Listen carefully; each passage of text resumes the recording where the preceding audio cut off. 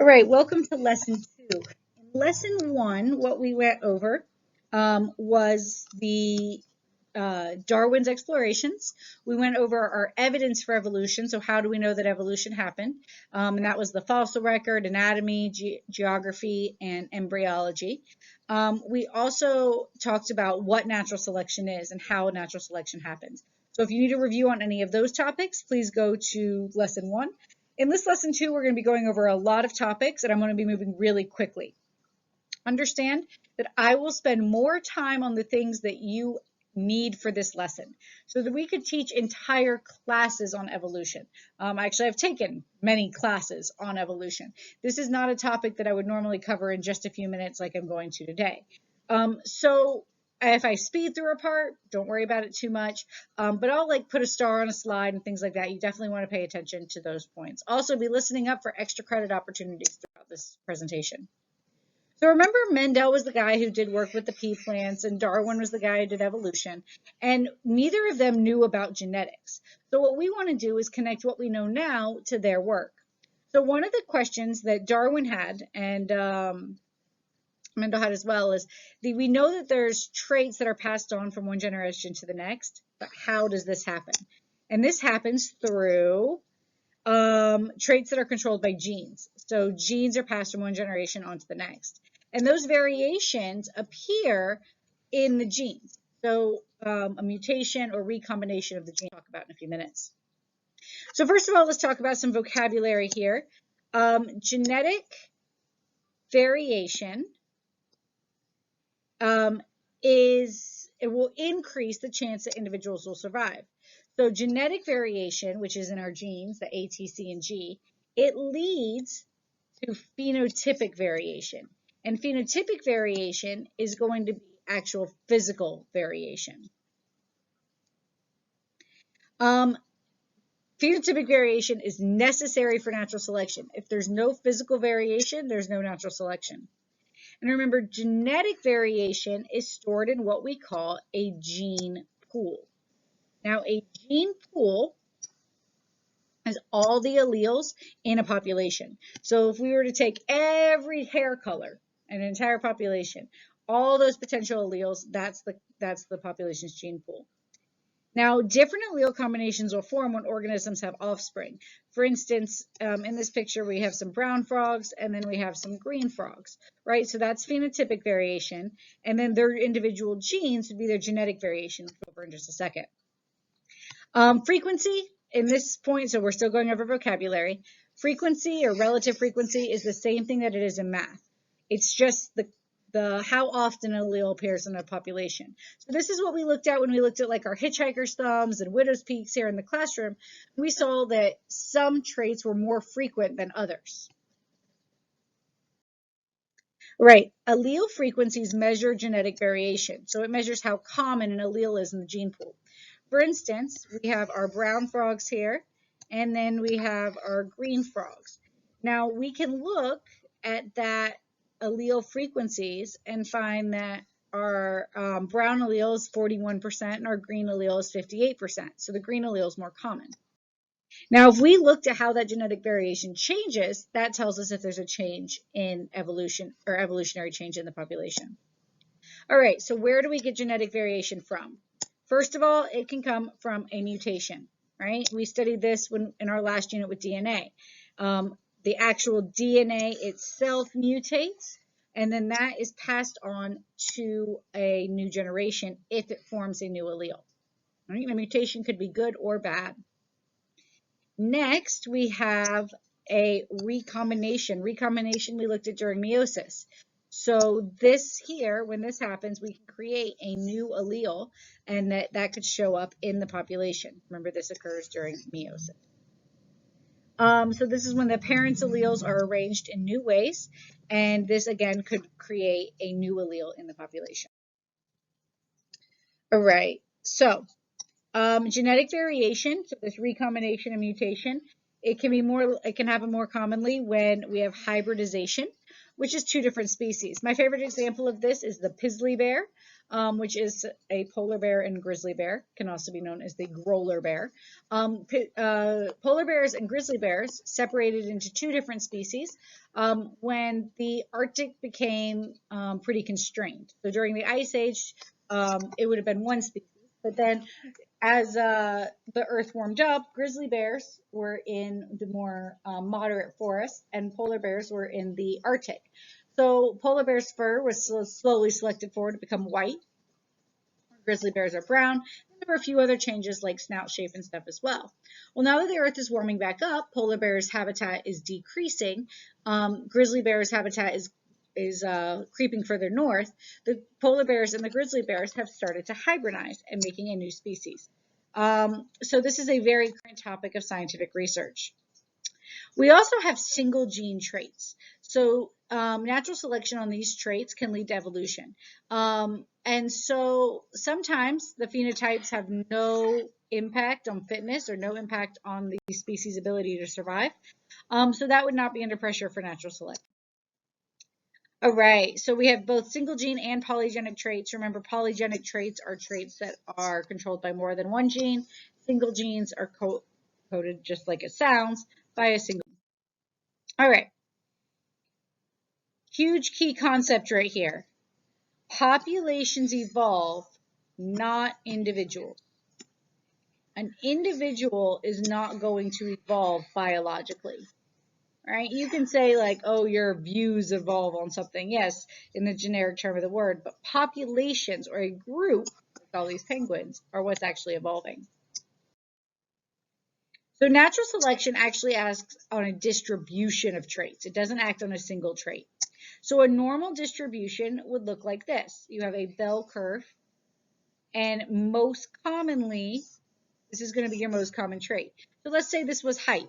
These are going to be your shortest people. These are going to be your tallest people. Most people are going to fall somewhere in between here. Now, this is going to be normal. If natural selection is acting upon a species or a population, this curve is not going to look like that. This means that there is no evolution. All right?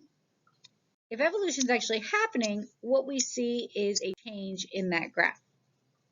So we call this directional selection is one way. And so directional selection is where we get our normal mean and it moves over. So for instance, what used to be rare, the tallest of the tall, now is the mean.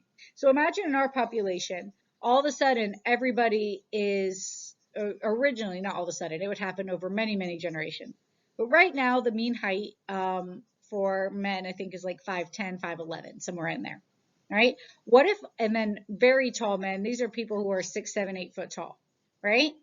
What if all of a sudden the norm was to be 7 foot tall, right? That means that we've shifted, we've selected more for tall individuals or extremely tall individuals. That's directional selection. Stabilizing selection is when the areas out here, so the extremely short or the extremely tall, are all of a sudden being removed from the population. So this could happen because the extremely short ones are dying off for one reason, the extremely tall ones are dying off for a different reason. But what we end up getting is that instead, most individuals end up at the normal range instead of the very tall or very short. All right, disruptive selection. Disruptive selection affects both phenotypes. So basically, it's the opposite of stabilizing. Disruptive selection means that we're either selecting for the short or selecting for the tall, but not selecting for what's normally in the middle. That is now going to decrease down what was your standard. So there's pressure on different ones. So as an extra credit question, what I want you to do is go into your Remind. And I want you to give me an example, so research and give me an example of disruptive selection, stabilizing selection, and directional selection. So give me an example of each one, type it up in Remind, and send it to me. So do that on your own time. And you want to write that down You're giving me an example of disruptive selection, an example of stabilizing selection, and an example of directional selection that you can find on Google, wherever. Just find me an example of it or of each one and send it to me on Remind. You do not want to do that right now because we want to have our phones away and paying attention to the PowerPoint, but write it down somewhere and then come back to it, and on your own time, send me that Remind message for 5 points of extra credit. All right. So natural selection is not the only way we evolve. There are several other ways that I actually find a lot more interesting. Just so you guys know, this is by far my favorite unit, and I'm very sad I'm not there with you guys teaching it. So gene flow is one of those ways that is not natural selection. Gene flow is the movement of alleles in between populations. So it occurs when an individual joins a new population and reproduces. It's scientific jargon for individuals moving into a new group and making babies. So gene flows keeps neighboring populations similar. So for instance, if this population of bald eagles, they migrate through. So if they interbreed with this population of bald eagles, that would be gene flow. And that keeps all the bald eagles in the United States similar, right? If there is gene flow, then these populations are going to stay similar. But if there is low gene flow, meaning that these populations are staying isolated and they're not moving out, this increases the chance that two populations will evolve into different species. And this is what happened with our polar bears and grizzly bears. Which used to be one type of bear moved into two different locations, and they did not interbreed. There was no gene flow between the two populations of bears, and eventually they evolved into different species. Right, genetic drift is due to chance. So genetic drift is basically when there's a loss of genetic diversity. And this is common in small populations. So this could be from a population bottleneck. So for instance, imagine if you had a bottle of these beads and we toss them out. You used to have green, red, and yellow. But you see in our surviving population, once we poured a few out, there's no more red. There's a lot of green and a few yellow, right? Just one yellow. So we actually changed the genetics of a population. We see this happen during things like the plague in Europe, which wiped out a large number of people, the genocide of Native Americans, which wiped out 95% of the population. We can also see this in things like a major earthquake or volcano that kills a large portion of the population. This is not based on natural selection, right? The volcano isn't only going to kill certain individuals. The plague didn't only kill certain individuals. It hit rich, poor, everybody alike. So these are going to be things that are not natural selection. Genetic drift is just a change in frequency. This can also happen when we colonize a new habitat. So for instance, when the settlers came over to America in the Amish populations, they carried very few traits with them compared to the major traits all over Europe. This is called the founder's effect. So that's when a new individual start a new population. So this bird carried just yellow and blue plants over. We now lost our orange and red ones, and we just have yellow and blue in this new field. All right, genetic drift has negative effects on a population's variation, so less likely that individuals will be able to adapt. All right, the next type of selection we have is sexual selection. We see this a lot in birds. So sexual selection occurs because it is harder on females to reproduce than males, because females have to carry the egg or watch the egg, carry the baby. So there's a lot more risk involved with reproduction for females. And males produce sperm continuously. Females can only have babies every so often.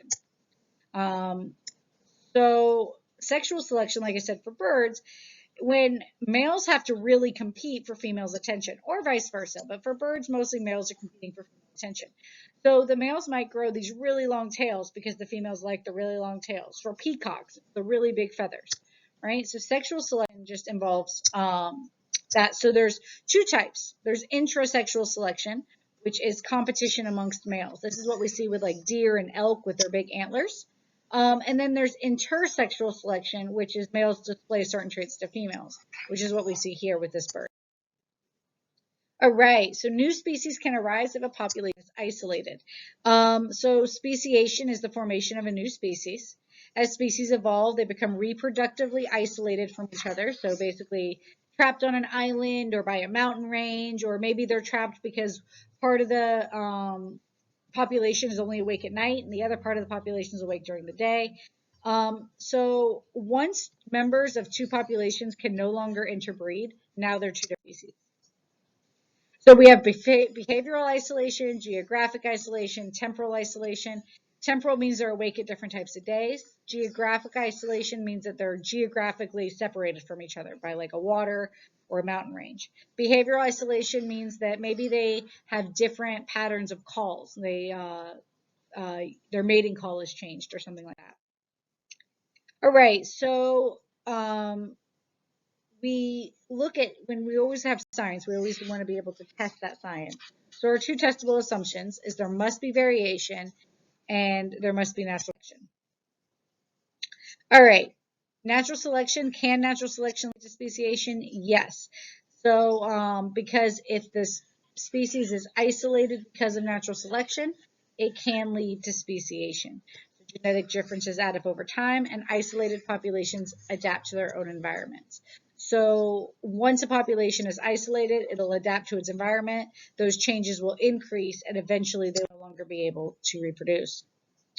All right, so then we have more about reproductive isolation. Like I said, I'm going to kind of escape some of this. All right, so the populations can become isolated several ways. We already went over this in that one slide, but if you want a better understanding of this, this PowerPoint is up on Canvas. All right, origins of life. There's one major thing I want to go over with origins of life. We know that there's been many hypotheses of how life originated on Earth.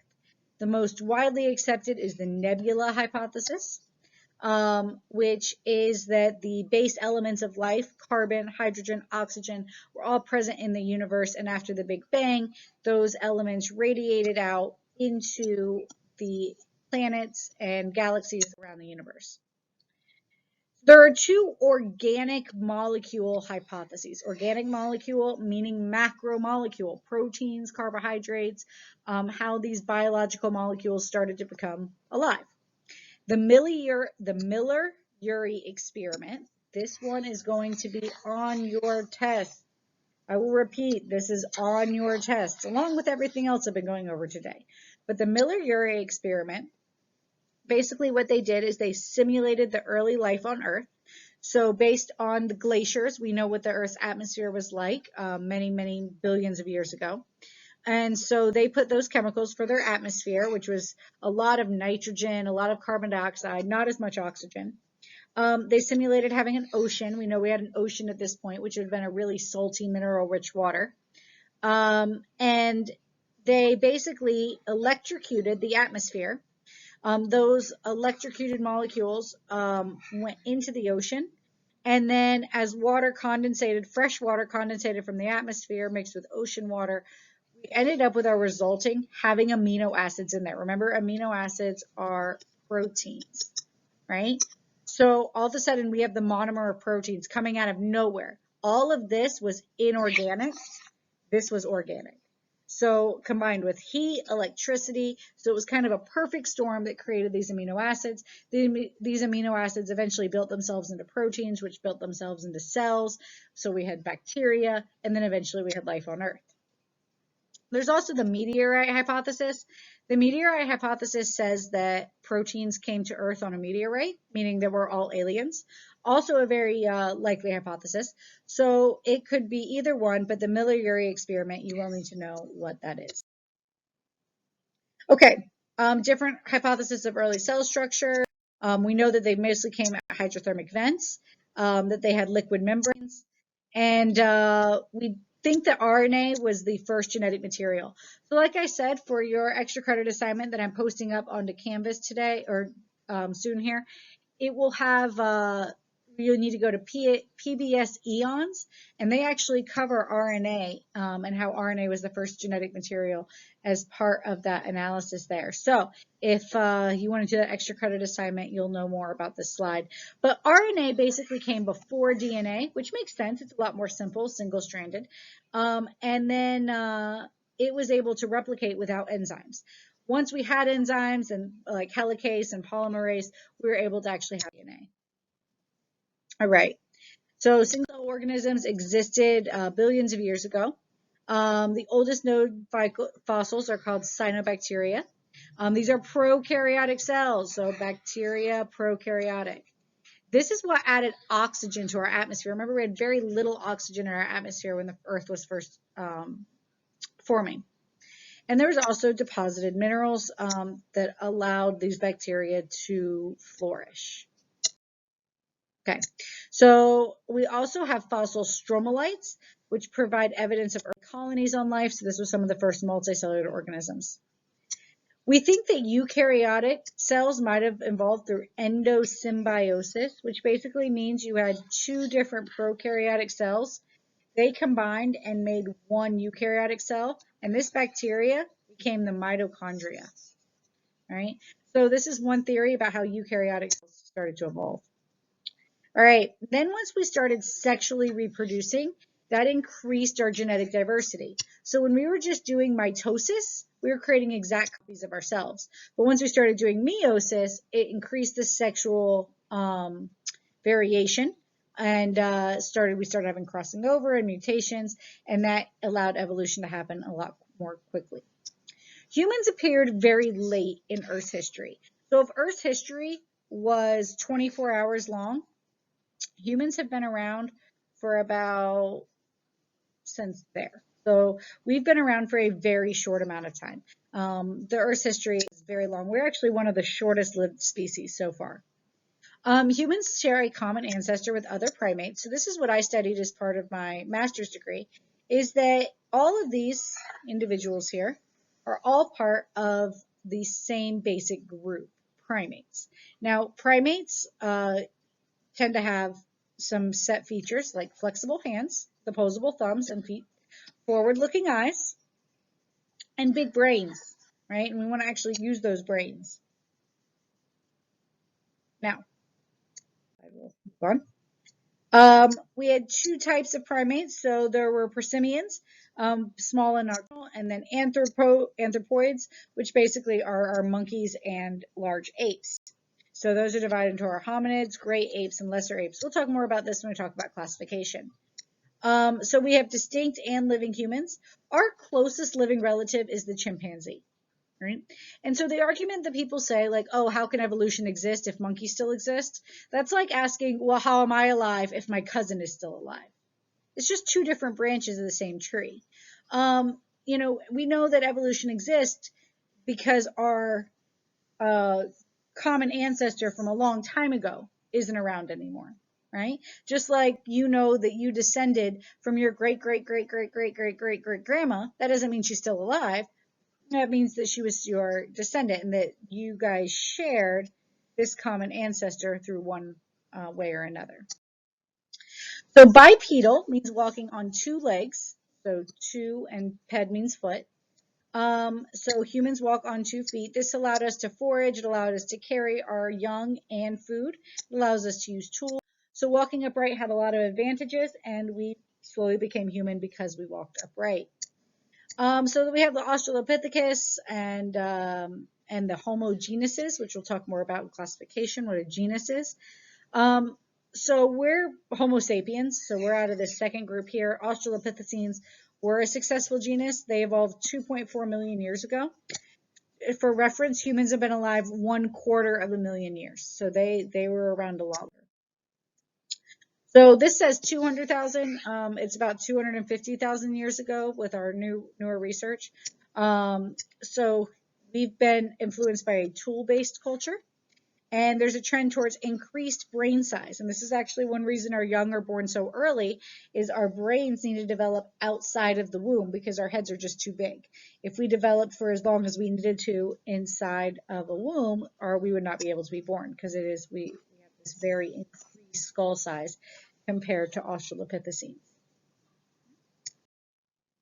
All right, so you can see comparing human to gorilla skeletons, you have basically all the same bones. So you can see they're color-coded here. You have pelvis, legs, they're all, if you look at your color code analogies here, these are homologous traits. These are things we have in common. But there's differences. For instance, the skull is up top of the spine where the gorilla skull is in front of the spine. So on top versus in front. There's also differences, the arms, the way the legs position, so on and so forth.